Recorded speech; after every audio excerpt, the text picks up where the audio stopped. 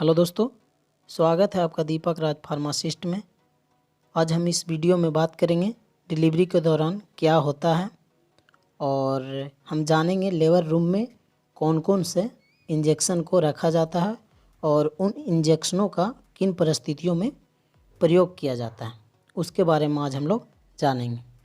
तो चलिए सबसे पहले देखते हैं डिलीवरी के दौरान क्या होता है। तो डिलीवरी के समय होता है कि यूट्रस एंड सर्विक्स का जो माउथ है वो डायलेट करता है, ठीक है ना, यानी कॉन्ट्रैक्ट करता है, फैलता है। तो अगर जो यूट्रस एंड सर्विक्स फैल रहा है, उसका मुंह फैल रहा है, तो उससे बच्चा आसानी से बाहर आ जाएगा, ठीक है। अगर जो सर्विक्स का मुंह डायलेट नहीं कर रहा है, ज़्यादा नहीं खुल पा रहा है, तो उससे ये होगा कि बच्चा बाहर नहीं आएगा, ठीक है। ये आम भाषा में यही है।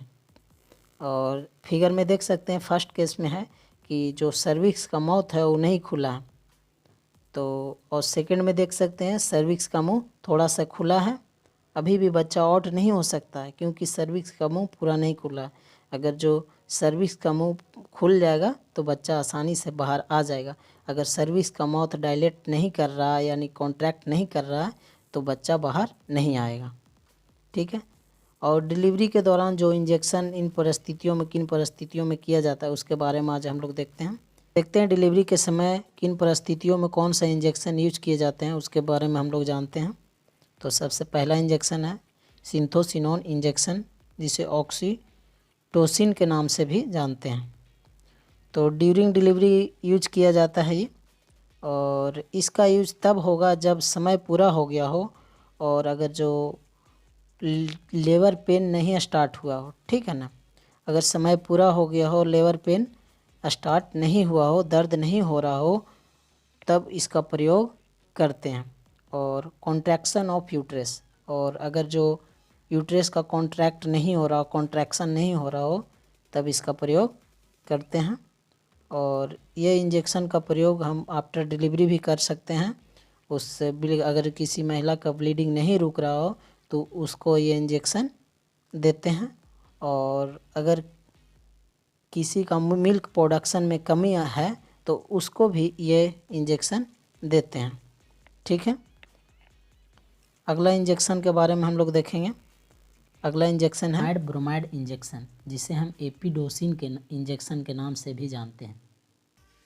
इसमें होता है ये कि इसको हम तब यूज करेंगे जब सर्विक्स का मुंह डायलेट नहीं कर रहा, यूट्रस का कॉन्ट्रैक्शन है, यानी यूट्रस का मुंह कॉन्ट्रैक्ट कर रहा है पर सर्विक्स का माउथ जो है चौड़ी नहीं हो पा रही है, तब इस इंजेक्शन का उपयोग करते हैं।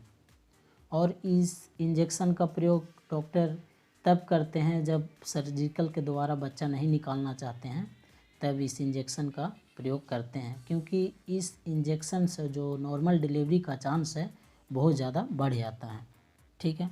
बट ये रिक्सी भी है। अगर इसका साइड इफ़ेक्ट धीरे धीरे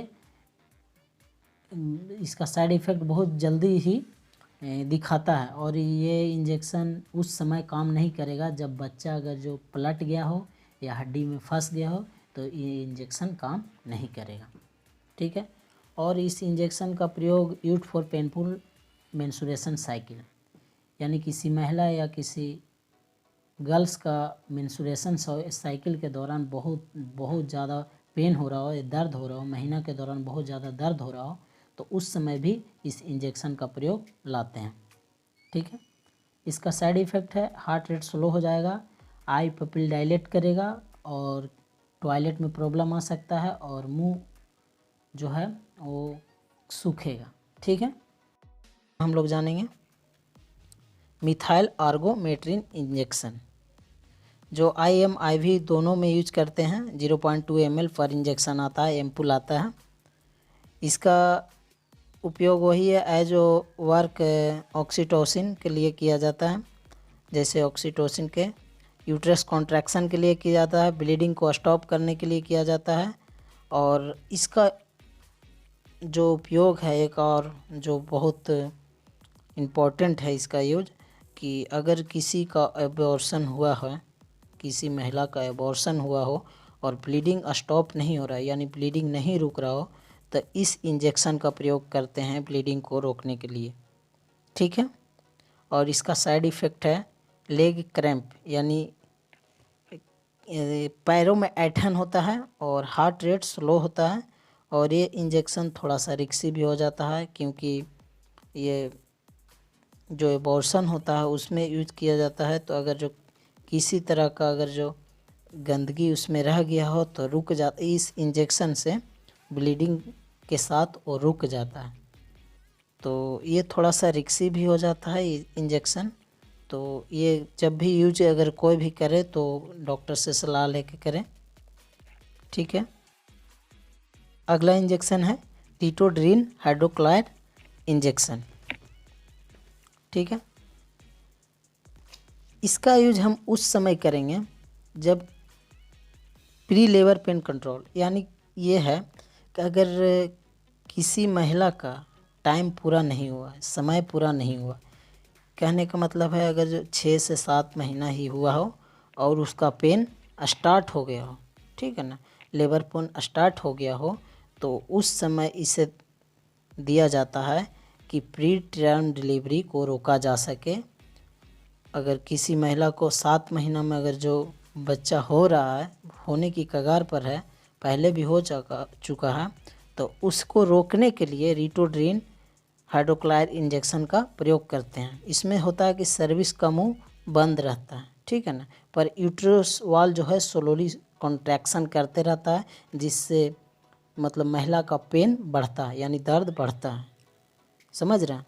इसमें होता है कि सर्विक्स का मुंह तो बंद रहता है लेकिन जो यूट्रस वाल है, यूट्रस का वाल है, उसमें थोड़ा सा कॉन्ट्रैक्शन बढ़ जाता है, उससे महिला को लेबर पेन स्टार्ट हो जाता है। तो उसको रोकने के लिए इस इंजेक्शन का प्रयोग करते हैं, ठीक है ना।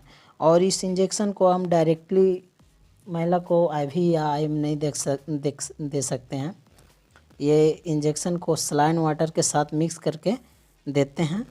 तो कोई भी डेक्स्ट्रोज फ्लूइड के साथ D5 या D10 से इसको साथ में उसको लगाते हैं, जो 4 ड्रॉप यानी समझ रहे हैं 4 ड्रॉप पर मतलब मिनट जाना चाहिए, बहुत स्लोली चलता है, ठीक है ना।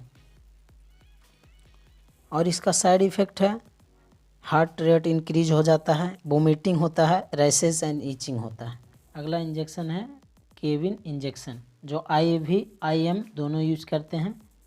और इस इंजेक्शन का प्रयोग उस बच्चे के लिए करेंगे जो जन्म लिया है। इस इंजेक्शन से होता है अगर जो अंदर ब्लड क्लॉटिंग से बचाता है, ब्लड को अंदर जमने से बचाता है। और अगर बच्चे में डिफिशियंसी ऑफ विटामिन के मतलब विटामिन K का कमी हो तो उसको पूरा करता है, ठीक है। और इस इंजेक्शन का प्रयोग एक्सीडेंट केस में किया जाता है, जब किसी का एक्सीडेंट हो गया और ब्लड बहुत ज़्यादा ब्लीडिंग हो रहा हो और नहीं रुक रहा हो, तो ब्लड रोकने के लिए, ब्लड कंट्रोल करने के लिए इस इंजेक्शन का, केविन इंजेक्शन का प्रयोग किया जाता है। तो आज के लिए इतना ही, मिलते हैं अगला वीडियो में कुछ नए टॉपिक के साथ। तो please subscribe, share and like my channel. Thanks for watching.